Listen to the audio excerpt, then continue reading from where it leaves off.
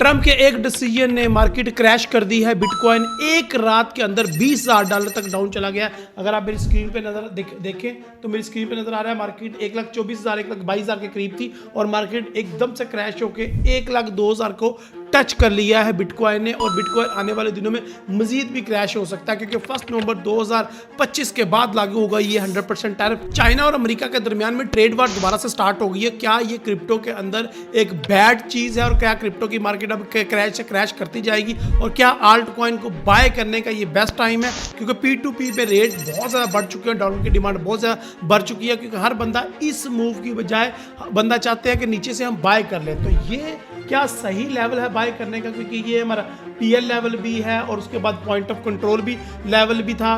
तो क्या हम इस लेवल से बाय करें? तो मेरी माने तो हमारा जो पॉइंट ऑफ कंट्रोल है OTE लेवल है या फिर फेयर वैल्यू गैप है वो अभी मजीद डाउन साइड पे है और 88,000 के करीब है।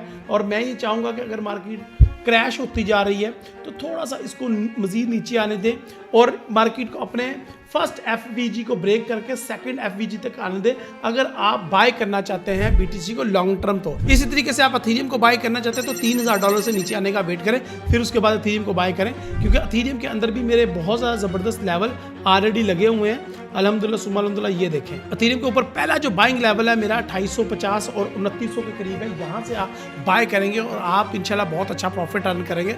और ये स्पॉट पे ट्रेडिंग कीजिएगा, फ्यूचर पे ट्रेड ना कीजिएगा वरना आपको बहुत बड़ा लॉस हो सकता है क्योंकि मार्केट ने बहुत ज़्यादा लोगों को लिक्विडेट भी किया है। सो इसी तरह की और रील्स को वॉच करने के लिए फॉरेक्स उस्ताद का चैनल और क्रिप्टो उस्ताद का चैनल लाजमी सब्सक्राइब करें।